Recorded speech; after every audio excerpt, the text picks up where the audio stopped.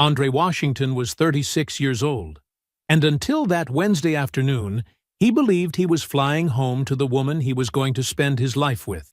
He was a logistics operations manager who had renovated his grandfather's Nashville home with his own two hands. Every floor, every wall, every room a decision he made and paid for alone.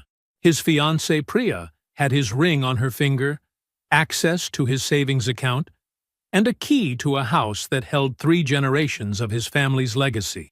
What she did not have was any idea what kind of man she had underestimated. Andre's contract in Phoenix wrapped 2 weeks early. He did not call ahead. He wanted to surprise her. When he pushed open the backyard gate and saw the white chairs, the floral arch, the string quartet, and Priya in a wedding dress holding another man's hands, in his backyard, at a wedding funded with $22,000 from his own bank account, he stood at that gate for 11 full seconds. Then he turned around, walked back to his truck, and made a single phone call. Priya thought he was going to fold. She had no idea what was already in motion. Before we jump into the story, comment where in the world you are watching from and subscribe, because tomorrow's story is one you need to hear. The departures board flickered at 5:47 in the morning, and Andre Washington watched it the way he watched everything, steadily, without rush, waiting for it to tell him what he needed to know. Nashville, Gate C12, delayed. New departure, 7:20 a.m. He exhaled through his nose, settled back into the hard plastic chair, set both hands on his knees. Around him, the Phoenix airport was still half asleep. A janitor pushed a wide mop across the tile floor in long, lazy arcs. A coffee kiosk 2 gates down was just opening its shutters, the smell of dark roast drifting through the terminal like something honest.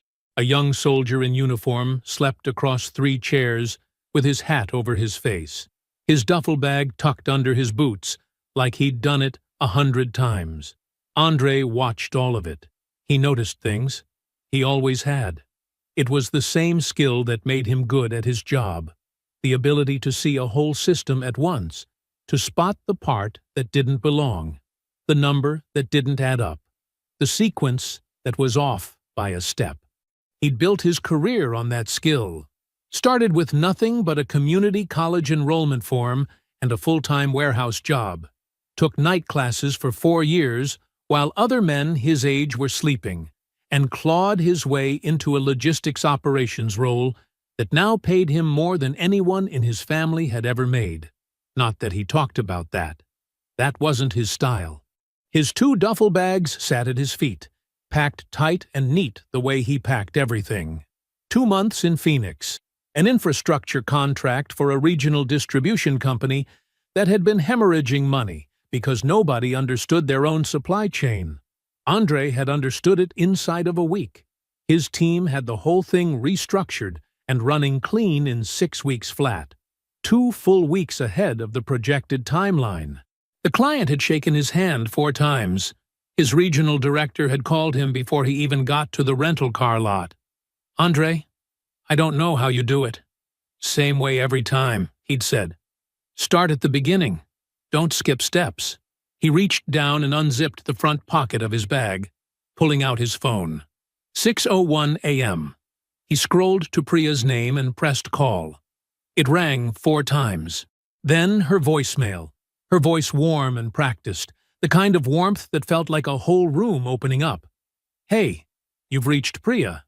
Leave me something good." He hung up without leaving a message. Typed instead, "Hey, flight got pushed back. Should be home by mid-afternoon. Can't wait to see you." The 2 gray check marks turned blue almost immediately. Red. No reply. He looked at the screen for a moment, then smiled to himself. She was probably still in bed, one eye open, phone face down again by her elbow the way she always slept with it. She'd see the message when she woke up properly and call him back before he boarded. He pocketed the phone and leaned forward, elbows on his knees, and thought about the house. That was what happened whenever he had quiet time and nowhere to be. His mind went home. Specifically, it went to the kitchen, the one he'd retiled himself over a long 4th of July weekend 3 years ago. White subway tile with dark grout, clean and sharp and exactly right. Then it went to the back porch, the one he'd rebuilt from raw lumber after the original rotted through. Then to the front hallway. The floors he'd refinished by hand, sanding them down 3 times before the stain took the way he wanted. His grandfather's house. James Earl Washington had owned that property in a quiet Nashville neighborhood since 1974, back when a black man owning property in that part of the city meant something that went beyond square footage. James Earl had told Andre that exactly once, sitting on that back porch the summer Andre turned 14. He hadn't needed to say it twice. Andre had inherited the house 5 years ago. By then, it needed work, the kind of slow, honest work that a building collects over decades. He'd done almost all of it himself. Weekends, holidays, vacation days he never spent anywhere else. Some people found that strange. He never bothered explaining it. Some things you don't explain. You just build them. A memory surfaced, quiet and unbidden. He and Priya, maybe 4 months into their engagement. A Saturday morning. She'd been sitting at the kitchen table with her coffee, scrolling something on her tablet, and she'd looked up at him with that easy smile of hers and asked, almost like it was nothing, "Hey, whose name is actually on the deed? Like, is it just yours, or is it part of some family thing?" He'd laughed, told her it was a family trust situation, said it like it was the most boring answer in the world, because to him it was. She'd nodded and looked back at her tablet. He hadn't thought about it again until right now, for no reason he could name. He let the memory go. Gate C12 lit up on the board. Boarding in 40 minutes. Andre picked up his bags, stood, and rolled his shoulders once. He was going home. Priya would be surprised. They'd order from that Thai place she liked. He'd tell her about Phoenix, and she'd tell him everything he'd missed. And the house would smell the way it always did when she'd been there. A little like her perfume, a little like candles, warm in a way that had taken him a long time to recognize as his own life feeling complete. He walked toward the gate. He was happy. The rideshare turned onto his street at 2:14 in the afternoon, and Andre noticed the cars before anything else. That was the thing about being wired the way he was. His eyes catalogued details before his brain decided whether they mattered. And this, both curbs packed solid for half a block in either direction, cars he didn't recognize, a black catering van parked with 2 wheels on the grass. This was a detail that mattered. He leaned forward slightly in the back seat. "Right here is fine," he said. The driver pulled over. Andre shouldered both bags, climbed out, and stood on the sidewalk. The street was quiet in the way streets get, when all the noise has been pulled to one place. No kids out. No one walking dogs. Even the birds seemed to have relocated. And above the fence line at the far end of his property, white canvas rose against the blue afternoon sky. A tent. A big one. He almost smiled. She threw me a party. That was pure Priya. She was good at things like that. Gestures that felt spontaneous, but had clearly been planned for weeks. He should have suspected something when she didn't answer his call. She'd probably been coordinating with people all morning. He thought about texting her. I can see the tent, and decided against it. Let her have the reveal. He adjusted the bag on his shoulder and walked up the block. The side gate was unlocked, same as always. He pushed it open with 2 fingers and stepped through. He stopped. His backyard was gone. Not physically. The oak tree was still there. The porch railing he'd sanded smooth was still there. But everything else had been replaced with something else entirely. White folding chairs arranged in perfect rows, 70 or more, and almost every one of them filled. People in formal clothes, the women in gowns and heels, the men in suits and ties, everyone facing away from him. Tall floral arches framed an aisle that ran straight from where he was standing all the way to the far end of the yard. The ground beneath it scattered with rose petals, deep red against the green grass, deliberate and exact. A string quartet stood to the left, mid-song, something slow and ceremonial that filled the whole yard. And at the far end of that aisle, beneath an arch draped in white flowers and trailing ivy, Priya, in a white dress, holding the hands of a man Andrei had never seen in his life. The man was tall, broad-shouldered, with light skin and close-cut hair, wearing a cream suit with a white flower pinned to the lapel. He was looking at Priya.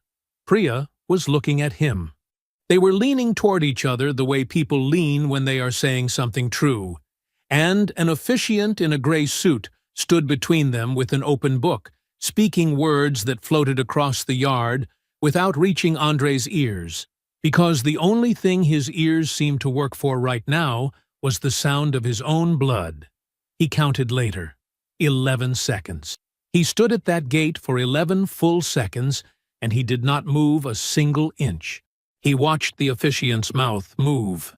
He watched the man in the cream suit nod. He watched Priya's shoulders rise and fall with a slow breath, the kind you take when you are about to say something you have been practicing. And then, as if she felt the exact weight of being looked at, Priya turned her head. Across 70-some guests, across rose petals and folding chairs and the soft pull of a violin, her eyes found his. The color left her face like someone had pulled a drain. The violin stopped first, then the others, one by one, trailing off into silence. A woman in the third row turned to see what the bride was looking at. Then the man beside her turned. Then another. A low ripple of movement spread backward through the crowd, heads swiveling, until Andrei felt the weight of the whole yard looking at him. He didn't look back at them. He looked at the house, at the porch railing, at the oak tree in the corner his grandfather had planted the year his mother was born, at the back wall he'd repainted 2 summers ago, a warm gray, 2 coats, a full weekend. He looked back at Priya. She had not moved. The man in the cream suit was looking at him now too, confused, his hands still loosely holding hers. Andrei said nothing. He turned around and walked back through the gate. His truck was parked 2 blocks over, where he'd left it before Phoenix. He found it, unlocked it, put both bags on the passenger seat. He got in and closed the door, and the sound of it sealing shut was the quietest sound he had ever heard. He put both hands on the steering wheel. He breathed in, held it, breathed out. His knuckles were dry against the leather. His jaw was tight. That was all. He did not cry. He sat there for 1 full minute, breathing like it was a task that required his full attention, and then he reached into his pocket and pulled out his phone. He scrolled to a name, pressed call. It rang once. Andrei. Travis's voice was easy, unsuspecting. You back? Yeah, Andrei said. I need you to clear your afternoon. A beat. Where are you? My truck. He paused. It's bad, Trav. The line went quiet for exactly 1 second. Then, I'm clearing it. Come now. Travis Okafor's office was on the 4th floor of a building off Charlotte Avenue, glass-fronted and quiet. The kind of place where serious things happened in calm voices. Andrei knew the layout by heart. He'd sat in that waiting room during Travis's bar exam celebration, during his first big closing. During the afternoon, Travis got the call that his father had died. The office had seen a lot. It would see one more thing today. He took the stairs. Travis was in the hallway when Andrei stepped off the last landing, like he'd been listening for footsteps. He was still in his dress shirt, sleeves rolled to the elbow, a legal pad tucked under one arm. He took one look at Andrei's face and turned back to the open conference room behind him. Marcus, he said to the young associate inside, pack it up. We'll finish tomorrow. A brief pause. We've got the Hendricks Depot at tomorrow, Travis said again. Even. Final. Marcus packed it up. The conference room was plain. Long table, 6 chairs, a whiteboard with old notes that hadn't been erased yet, a window that looked out over a parking structure. Travis closed the door, pulled out the chair nearest Andre, and sat down. Not across from him. Next to him. "Go ahead," he said. So Andre talked. He laid it out the same way he'd run every project in the last decade, start to finish. No editorializing, just the sequence of events in the order they happened. The flight, the cars on the street, the tent above the fence line, the gate. What was on the other side of it? He described the chairs, the arch, the rose petals, the string quartet, the man in the cream suit. He described 11 seconds. He described driving to his truck and sitting there with both hands on the wheel. He described the way Priya's face looked when she saw him. Travis listened to all of it without making a sound. Not a single interjection. Not one damn or man or sharp breath. He just listened with his full attention. The way he'd learned to in law school and never unlearned. The kind of listening that made people feel both heard and slightly exposed, because there was nowhere to hide inside it. When Andre finished, the room held the silence for a moment. Then Travis opened his laptop. "Keep talking if there's more," he said. "I'm not done listening. That's all I've got." "Okay." Travis was already typing. "Let me look at something." His fingers moved. Andre watched the glow of the screen reflect off his glasses. Outside, a truck rumbled through the parking structure below. Someone's phone rang in a distant office and was answered immediately. Travis went still. He leaned forward slightly, eyes moving across the screen. Then he turned the laptop so Andre could see it. "Marriage license," Travis said. His voice was flat and careful. "Priya Holloway and Brett Calloway. Filed with the Davidson County Clerk's Office." He tapped the corner of the screen. Filed date. Andre looked at it. 6 weeks ago. He was in Phoenix 6 weeks ago. He'd just passed the midpoint of the contract. He remembered the week because his site supervisor had taken the crew out for dinner after they hit an early milestone. He had called Priya that night from his hotel room. She had laughed at something he said and told him she missed him. 6 weeks ago, she was filing a marriage license. He sat back in his chair. "That's not a woman who got swept away," Travis said. "That's a woman who had a calendar." Andre nodded once, slowly. It settled in the way cold water settles. Not all at once, but thoroughly. She hadn't panicked into this. She hadn't fallen into something she couldn't control. She had built a timeline. Marry Brett. Let the wedding happen.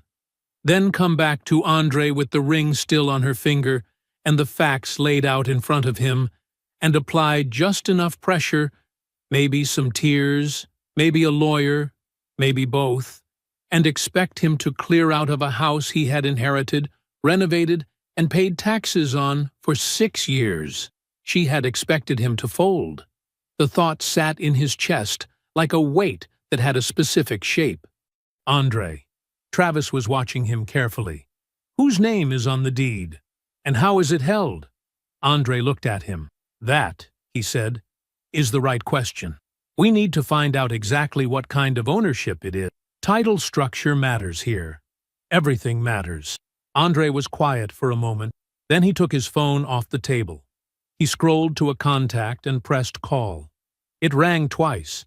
Aunt Carol, he said, when she picked up. I need you to pull the family property trust document. All of them.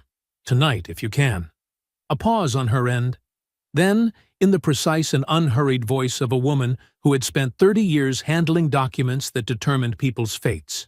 Where do you need me? Travis's office. Give me an hour. He ended the call and set the phone back on the table. Travis had not looked away from him. Andre met his eyes for a moment, then looked at the window, then closed his eyes. One breath in, one breath out. He opened them. Okay, he said. Not to Travis, exactly. To himself, to the room, to whatever version of the next few weeks was already being assembled somewhere in the part of his mind that always ran slightly ahead of the moment. Travis reached for his legal pad. They got to work. Carol Washington arrived at 7:14 p.m. Andre heard her before he saw her. The particular rhythm of her heels in the hallway, measured and unhurried, the same cadence she'd carried through 30 years of county clerk corridors. She came through the conference room door with a manila folder tucked under one arm and her reading glasses already on top of her head, ready to be pulled down the moment they were needed. She set the folder on the table without preamble. "Everything's in there," she said. "Original deed transfer, trust instrument, all the amendments. I've had it organized since your grandfather passed." She looked at Andre, just for a moment, with something that wasn't quite sympathy. It was older than that. More like recognition. "You did the right thing calling me first." She sat down. Travis was already reaching for the folder. The trust document was 15 pages, printed on paper that had gone slightly cream with age. Travis read it the way he read everything. Fast on the surface, slow underneath, his eyes moving line by line while his hand held a pen he hadn't written with yet. Carol walked him through it anyway. "Your grandfather structured this deliberately," she said, tapping a paragraph midway through the third page. "He didn't want the property sold out from under the family in a moment of crisis. Foreclosure, divorce, debt. He'd seen it happen to other families. So the trust has a protective clause." She slid her glasses down. "No transfer, no listing, no encumbrance of any kind without written approval from both executors. Andre is the primary. I am the co-executor." Travis underlined something. "That approval requirement, it survives marriage?" "Survives everything," Carol said, without blinking. "The trust predates any subsequent ownership claim. It doesn't dissolve because Andre got engaged. It doesn't dissolve because of a common law argument or a quasi-marital claim. It doesn't dissolve because someone filed paperwork at a courthouse." She paused. "Priya could have married him and still not touch this property without my signature." The room was quiet. Andre was looking at the document. He had known the house was held in trust. His grandfather had told him that much the day he handed over the keys. But he had never read the mechanics closely. He trusted the architecture without inspecting every beam. He understood, sitting there, that his grandfather had built something stronger than he knew. "She was planning to list it," Travis said. He had opened a new browser window. His jaw was tight. "I want to check something," he typed. He searched. He pulled up a real estate database, cross-referenced a Nashville MLS draft portal through a professional access login, and went quiet for a long moment. Then he turned the laptop around. It was a listing draft, not yet published. The address was Andre's house. The photos were interior shots of rooms Andre had renovated, the kitchen he'd retiled in November, the sunroom he'd rebuilt from the studs. The listing described the property with careful enthusiasm. Under ownership status, in the designated field, someone had typed, "Co-owner pending transfer." Priya Holloway's name was in the contact field. Andre looked at it. He did not look at it for very long. "Save that," he said. Travis already had. Andre pulled up his banking app. His thumb moved through the joint account, the one they'd opened together for household expenses, utilities, groceries, the small, ordinary costs of a shared life. He started scrolling through 4 months of transactions. He read the names. He kept his face still while something in his chest went very quiet and very cold. Elegant Events Catering, $3,200. Southern Bloom Florals, $12,800. Premier Tent and Event Rentals, $1,950. Harmony String Quartet, $1,400. Officiant Services of Tennessee, $450. Captured Moments Photography, $2,600. There were more, smaller ones threaded between them, a cake deposit, a calligrapher for programs, a linen rental, parking attendants. He added them while he scrolled. By the time he reached the end of the 4-month window, the number was $22,000. $22,000. He set the phone face down on the table. The room went quiet. Even Travis, who had seen a lot of bad things done to people through financial paperwork, sat very still for a moment. Carol looked at her hands. Andre breathed in once, then out. "I want every dollar documented," he said. Travis was already on his feet, moving to the printer. Andre's phone lit up on the table. Face down, it still buzzed. A call, not a text. He picked it up, looked at the screen. "Mama." He answered. "I heard something happened over at your house today," Dot said. Her voice was level, but the kind of level that meant she had already made several decisions in private. "Somebody from the auxiliary called me." "It happened," Andre said. "I'll tell you everything." "Not tonight." A pause.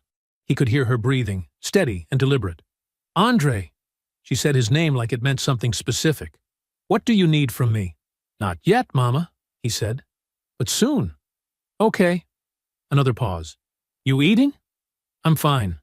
"That wasn't what I asked." "I'll eat," he said. She let it go.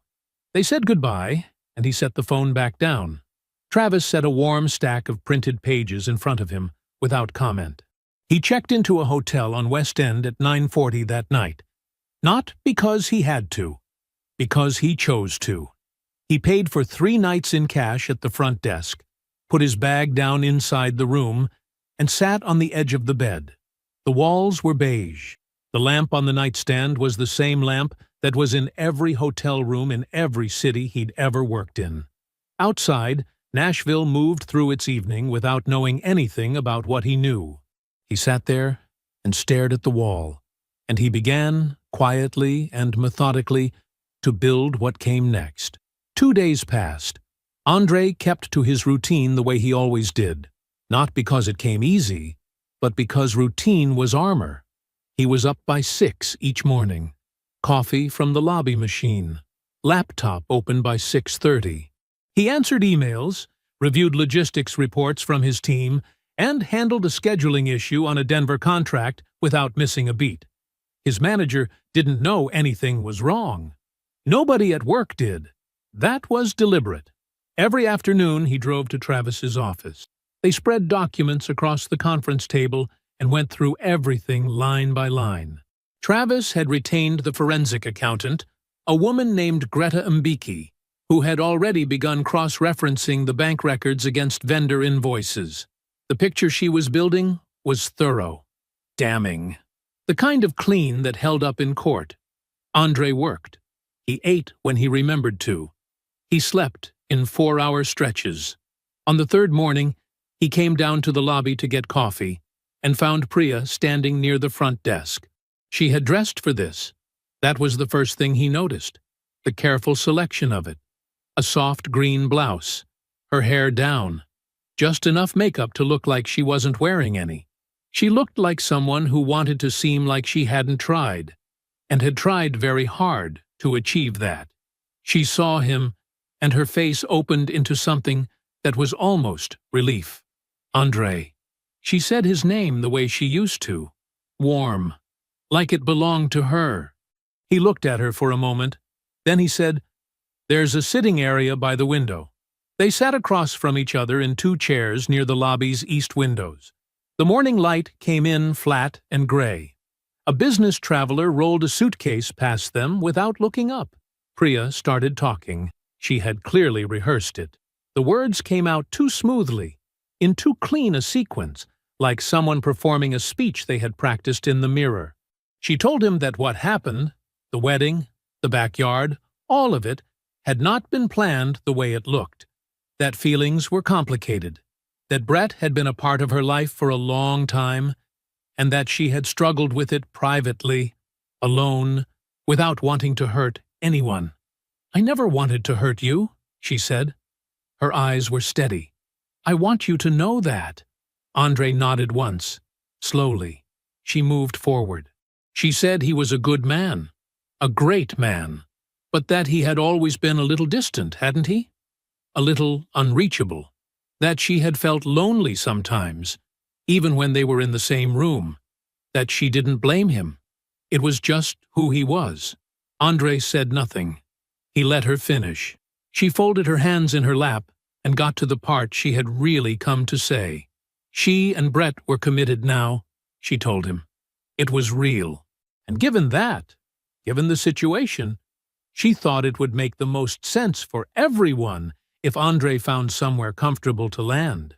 She said it gently, like she was doing him a favor, like she was handing him an exit he should be grateful for. "You can start fresh," she said. "You're strong like that." Andre looked at her for a moment, then he stood up and said, "You want coffee?" She blinked. "Sure." He came back with 2 cups from the machine by the elevator. He handed her one and sat back down. She wrapped both hands around the cup, and her posture softened. Her shoulders came down slightly. She took this as something. She began talking about the house with a little more ease now. The neighborhood, the space, the way it made sense for them to handle the transition as adults. She used the word transition twice. Andre let her talk. He drank his coffee. His face was calm and completely unreadable, which she had always interpreted as agreement. When she finished, he set his cup down on the side table and looked at her directly. "Are you happy, Priya?" he asked. She paused, recalibrated. "Yes," she said. "I really am." He nodded. "Good." He stood up. "I'll be in touch through my attorney." She stared at him. Something shifted in her face. Not quite confusion, not quite alarm, but the beginning of both. She opened her mouth and then closed it. Andre picked up his coffee cup, said nothing further, and walked toward the elevator. He heard her leave the lobby before the elevator doors closed. He went back to his room, set the cup on the nightstand, and sat down in the chair by the window.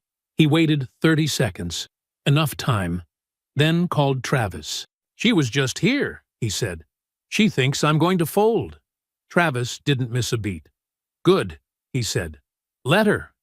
Andre looked out the window at the Nashville skyline, gray and wide and completely indifferent. One small, cold smile crossed his face. It didn't reach his eyes. It didn't need to. The following morning, Travis's conference room looked different. The long oak table was covered now. Not cluttered, but organized. Stacks of paper sorted by category. Bank statements in one column, vendor receipts in another, the property trust documents anchoring the far left like a foundation. Travis had color-coded the folders. Yellow for the property, red for the financials, blue for correspondence. Andre sat on one side. Carol sat across from him. Travis stood at the head of the table with his reading glasses on, which meant he was in work mode and the room should adjust accordingly. "Let's go in order," Travis said. Carol went first. She opened the yellow folder and removed a single-page document. Clean, typed, formally notarized. She had prepared it the night before with the same precision she had applied to 30 years of county records. Her handwriting on the signature line was small and exact. "This is the formal invocation of the protective clause," she said. She didn't explain it further. She didn't need to. "No transfer, no listing, no encumbrance, not without my signature." She slid it across the table to Travis. "And I won't be signing anything." Travis took it, reviewed it briefly, and set it on top of the yellow folder. "That closes the property door permanently," he said. Carol folded her hands. "That's the idea." Andre looked at the document for a moment. One sheet of paper. 3 decades of his grandfather's foresight compressed into a single clause that Priya had never known to look for. He thought about the real estate listing draft, co-owner pending transfer, and said nothing. Travis moved to the red folder. He had filed the civil claim that morning, before the meeting. He walked them through it. $22,000 in documented withdrawals from the joint account, cross-referenced against vendor invoices Greta had spent 2 days tracking down and matching. Catering company, floral vendor, tent and chair rental, officiant's fee, wedding photographer, the string quartet. Every dollar had a receipt. Every receipt had a timestamp. Every timestamp lined up. "Greta's report is certified," Travis said. "It'll hold." Andre picked up one of the bank statements and scanned it. He had looked at these numbers before, but seeing them organized like this, clean, sequential, airtight, made something settle in his chest. Not comfort, certainty. "She bring anything else?" he asked. Travis paused, just briefly. He opened the red folder to the last page and set it in front of Andre. "She flagged one more transaction," Travis said, about halfway through the review. Andre looked down at the page. It was a single-line item.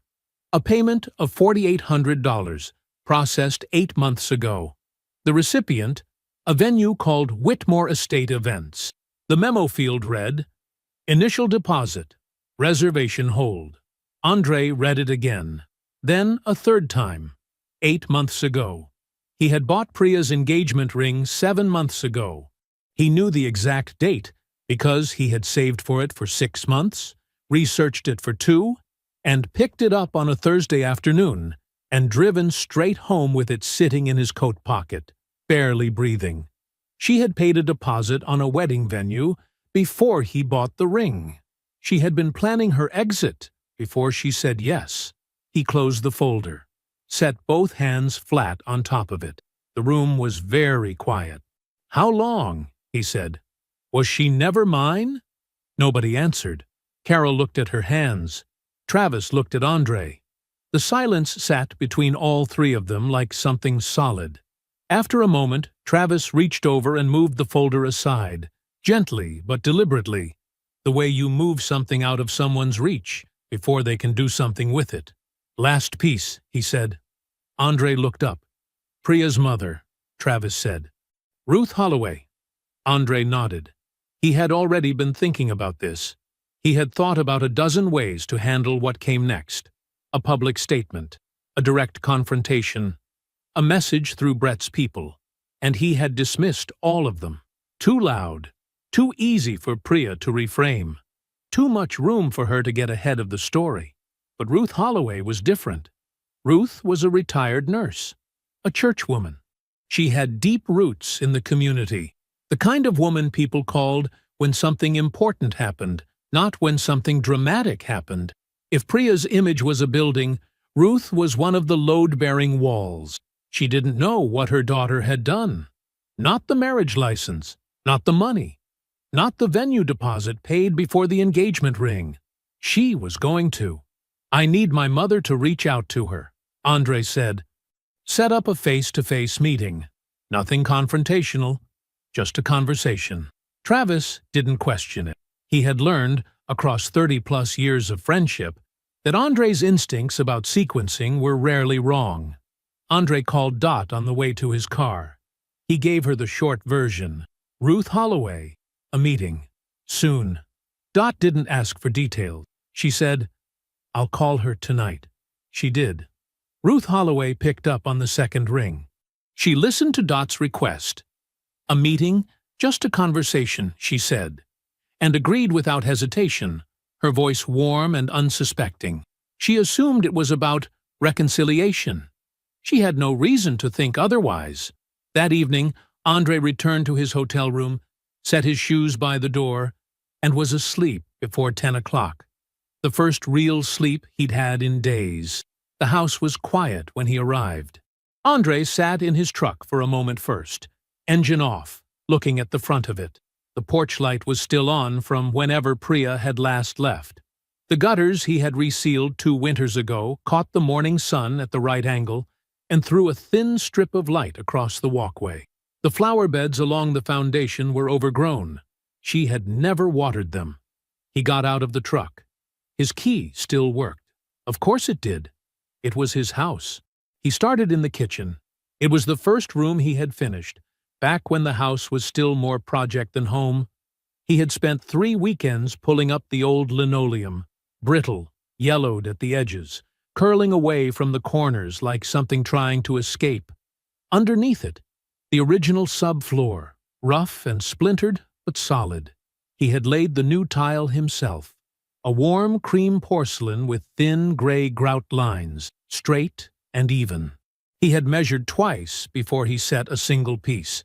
He stood in the middle of it now and looked at the floor. The tile was still level, still clean at the seams, still exactly what he had intended it to be. He moved to the porch. The back porch had been the hardest job. The original decking had been rotted through in 3 spots. soft under your foot, in a way that made your stomach drop before your brain caught up. He had torn the whole thing down to the concrete pier footings and rebuilt it from the subfloor up. New joists, new decking boards. He had stained them himself, on his knees with a brush, working section by section in the heat of a July weekend. He crouched down now and pressed 2 fingers against the decking near the threshold. Still firm, still sealed. He stood and looked out past the porch railing, the backyard. He didn't look away from it. The tent was gone. The chairs were gone. The floral arches and the rose petals and the string quartet and the 70-plus people in their formal clothes. All of it gone, like it had been packed up and carried away, like it had never happened. But the grass was still pressed flat in rows where the chairs had stood. There was a faint rectangle of trampled earth where the tent stakes had gone into the ground. And along the center of the yard, his grandfather's yard, the yard the old man had mowed every Saturday morning for 40 years, there was a pale strip where the rose petals had lain, the grass underneath still matted down, not yet recovered. André looked at it. He let himself feel it, all of it, the grief first. And it was grief, real and heavy, not just for Priya, but for the version of the future he had already built out in his head, the one where the house was full on holidays, where the kitchen he tiled smelled like something cooking, where the porch he rebuilt held 2 chairs instead of 1. He had believed in that future completely. That was the part that cost the most. Not the money, not the property, the believing. Then the anger. It moved through him slow and hot, like something poured rather than struck. $22,000. A venue deposit paid before he bought the ring.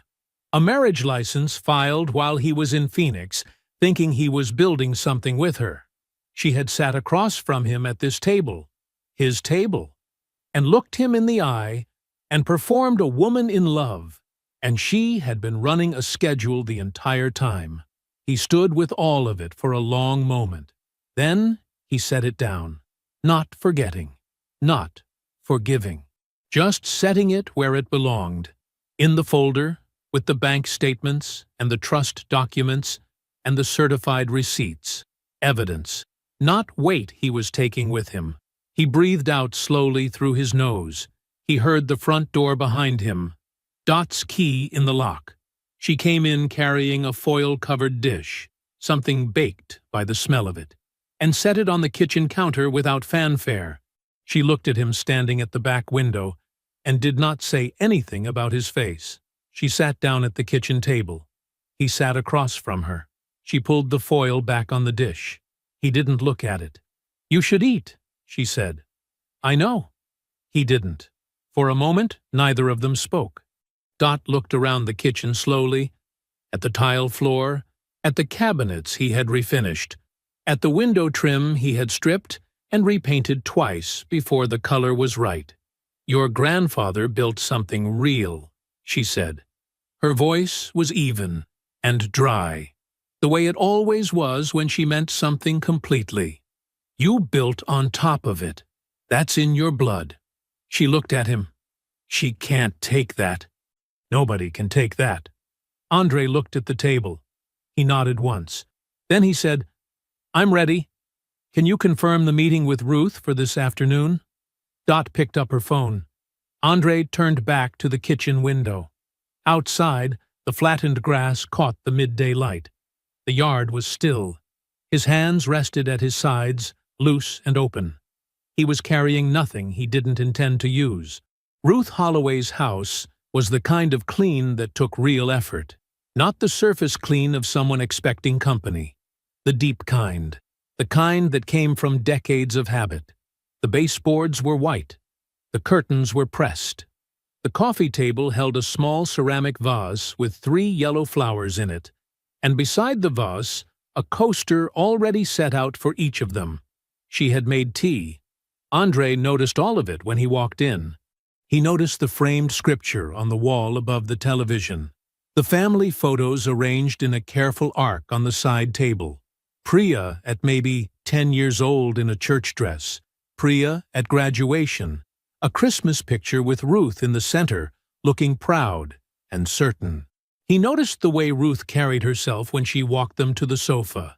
Straight-backed, composed, the posture of a woman who had spent decades projecting calm in rooms where other people were falling apart. She poured the tea and sat down across from them. Her hands were steady. "I'm glad you called," she said. She looked at Andrei with something careful in her eyes. Not warmth, exactly, but the approximation of it. The look of a woman prepared to hear something difficult and manage it gracefully. "I know this has been hard. I want you to know that." Andrei nodded. He set his folder on his knee. "Thank you for seeing us, Ms. Ruth." His voice was quiet and even. "I'm going to show you some things.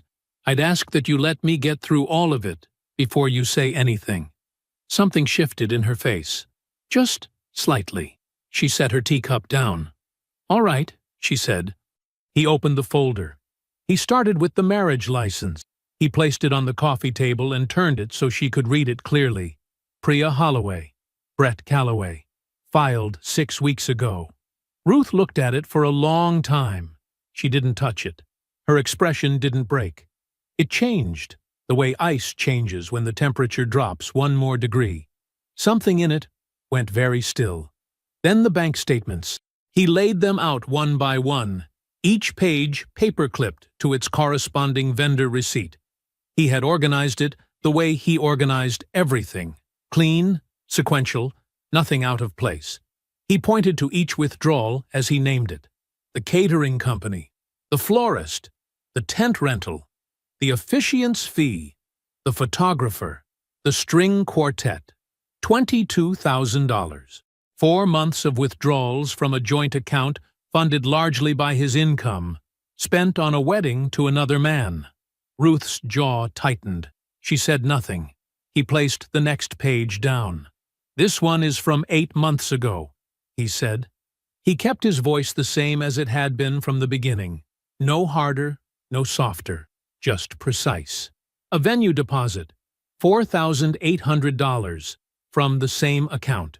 He let her do the math herself. He watched her do it.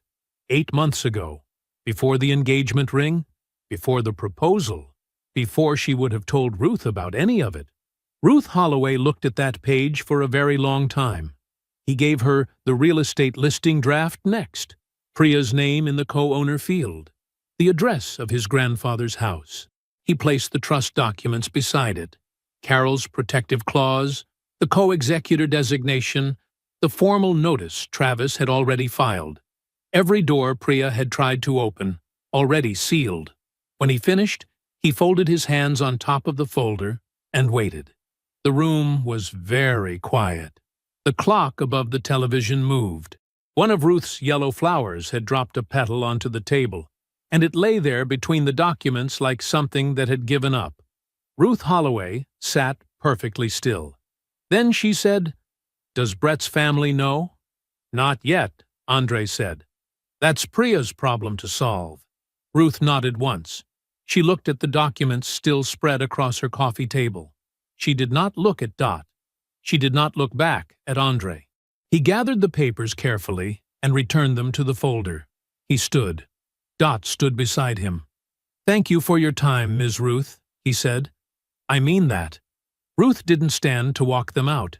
She stayed exactly where she was, her hands folded in her lap, her tea cold in the cup beside her.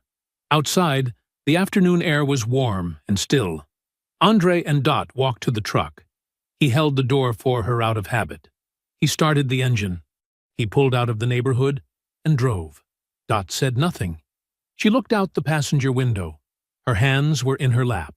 For 1 full block, nothing. 2 blocks, 3. Then, eyes still on the window. "That woman is going to call her daughter in about 4 minutes. Andrei kept both hands on the wheel. He said nothing. They drove. At exactly 4 minutes, his phone buzzed against the center console. He glanced down at the screen. Priya. He looked back at the road. He let it ring.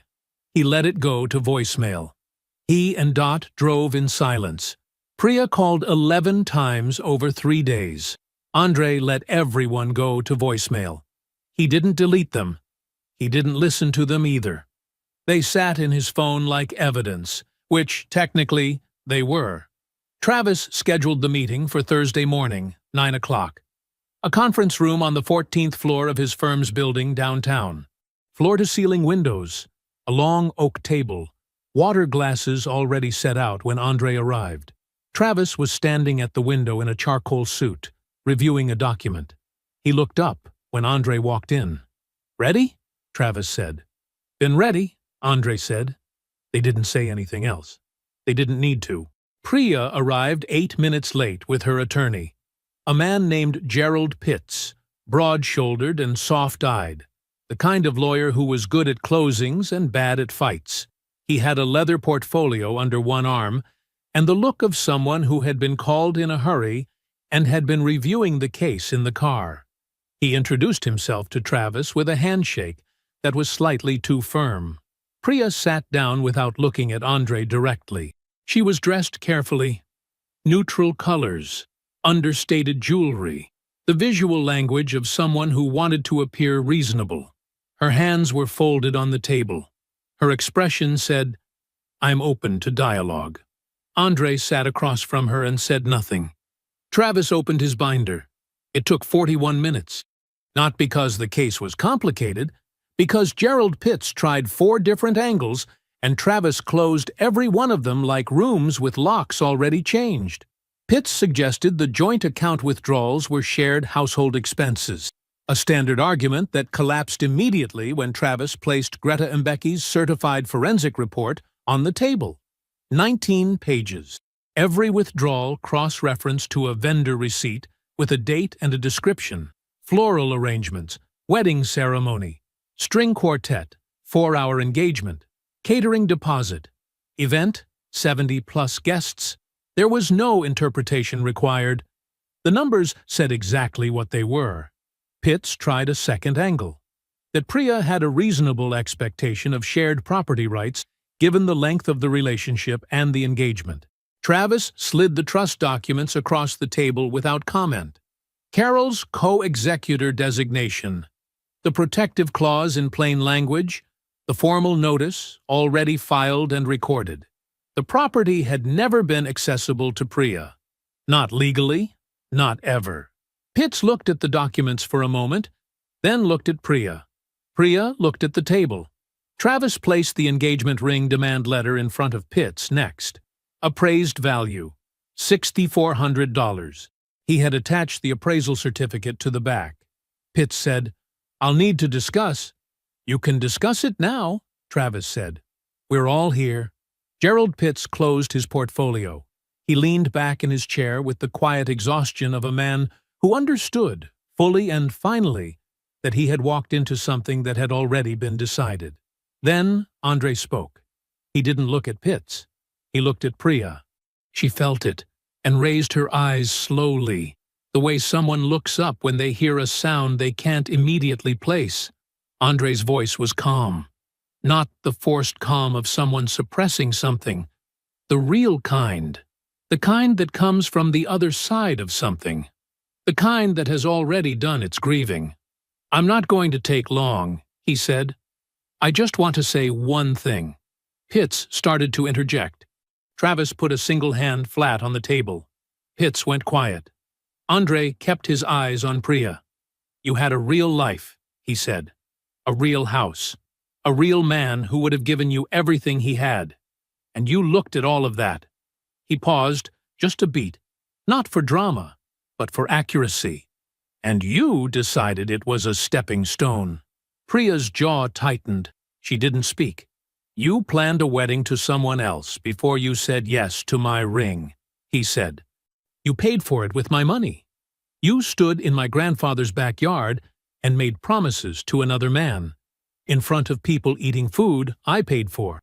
He let that sit for exactly 1 second. "You had a real life. You traded it for a performance." He held her gaze for a moment longer. "I hope the pictures were worth it." Then he sat back. He was done. The room was completely silent, the kind of silent that doesn't invite anyone to fill it. Priya looked away first. Pitts leaned toward her and said something low near her ear. She stared at the window. After a moment, she gave a small, tight nod. "My client is prepared to settle," Pitts said. The $22,000 repayment was structured across 90 days. Most of it, Travis told Andre later, would come quietly from Brett's family's attorney, who had called Travis the previous afternoon, asking pointed questions about the scope of potential civil exposure. Brett's family had done the math. Paying was cheaper than discovery. 3 days after the meeting, a plain envelope arrived by courier at Travis's office. No note inside. Just the ring, nestled in a small velvet pouch, the way it had come from the jeweler.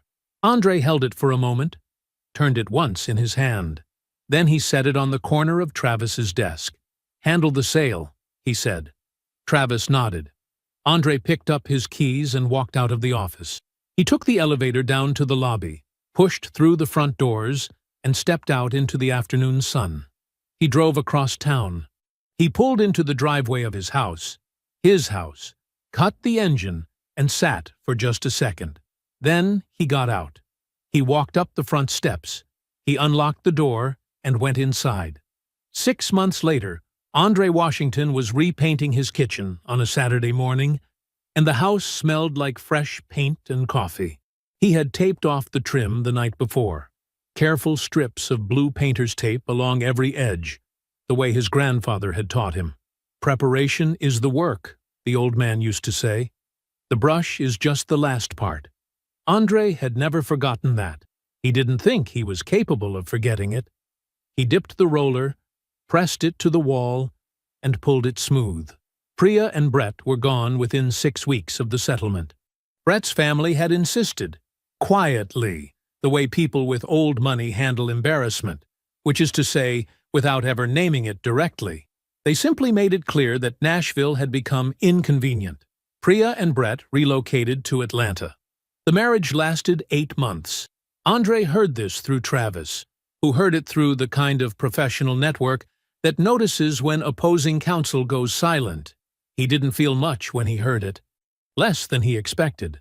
Maybe nothing at all. What he understood, distantly, was that Brett had eventually figured out what Andre figured out in the back of a rideshare on a quiet street, with too many cars parked along the curb. That Priya had never really been in the room with either of them. She had been somewhere else the whole time, performing for an audience that only existed in her own head. Brett's family had pulled back from him too, once the full financial picture surfaced, not dramatically, just the slow, steady withdrawal of people who had done the math and decided the investment wasn't returning what they needed it to. Brett was left with a smaller life than he'd started with, which was the most honest verdict anyone had ever delivered on him. Priya was working somewhere in Charlotte now, mid-level marketing job, a city where nobody knew her. Andre had heard this exactly once, registered it, and moved on in the same breath. Ruth Holloway had not pretended. That was the thing about her. She was too proud and too decent to perform ignorance she didn't have. She hadn't broadcast anything. She hadn't needed to. She had simply continued being the woman she had always been, in the community she had always been part of, and the truth had moved through that network the way water moves through a crack in concrete, slowly, permanently, without anyone having to push it. Andre didn't take any satisfaction from that. He just noted it as accurate. He refilled his coffee, came back to the kitchen wall, and kept rolling. The regional promotion had come through the same month as the settlement, embedded in a contract offer he'd been sitting on for 2 weeks, waiting until his head was clear enough to read it properly. He'd read it twice, asked one question, and signed. The title change came with a salary bump that let him redo the back patio in real stone. Not the composite material he'd settled for the first time around. Real stone. Dark gray, slightly rough to the touch, the kind that held heat from the afternoon sun and felt solid underfoot in a way that the other stuff never had. He'd done the work himself on a long weekend in October. Travis had come over and handed him tools and made bad jokes and held the level when Andre needed a second set of eyes. His wife, Simone, had sat on the new patio furniture with their 3-month-old daughter sleeping against her shoulder and declared the stone the best decision Andre had ever made in his life. Travis had told her she was forgetting the decision to be his college roommate. Simone had told him that was debatable. It had been a good afternoon. Dot came for Sunday dinners now, regularly, the way she should have been doing for years. She brought things, a side dish, a cutting from her garden, once a framed photograph of Andre's grandfather standing in front of this same house in 1987 that she had found while cleaning out a closet, and had not said a word about until she set it on the kitchen table and watched Andre's face. Carol came when she could, and always stayed longer than she planned. She brought sweet potato pie every single time without exception, as if it were a condition of entry, and nobody had ever asked her to stop. The garden bed was Andre's. He had built it himself in the backyard. Raised cedar frame, good soil, the right depth. He'd placed it exactly where the wedding aisle had been, deliberately, not out of anger, out of something quieter than that, something closer to reclamation. He had planted tomatoes in April. By August, they were coming in so heavy the cages could barely hold them, big, dark red, splitting at the seams with their own weight. The best thing that yard had ever produced, by a significant margin. He had met Jade on a job site 3 weeks ago, a structural engineer, sharp and direct, the kind of person who asked good questions and listened to the full answer. They had talked for 40 minutes in a parking lot after a site walkthrough while the rest of the crew packed up around them. She had asked about the house. He must have mentioned it. He couldn't remember exactly how. And he had told her he'd built most of it himself. She had looked at him with genuine interest. Not impressed for politeness interest. Real interest. "Are you proud of it?" she asked. He had considered the question longer than she expected. She waited, which told him something about her. "Yeah," Andre said. "I really am." He set the roller down on a Saturday morning with fresh paint on his hands and coffee going cold on the counter, and he went out to the backyard. He had a flat of late-season seedlings sitting near the garden bed. He was pushing the calendar a little, but the forecast looked warm enough to try. He knelt down in the dirt, pressed each seedling into the soil, firm and deliberate, covered the roots with both hands, and packed the earth down. The same hands that had laid tile and rebuilt a porch from the subfloor up and signed contracts, and set a ring on Travis's desk without looking back.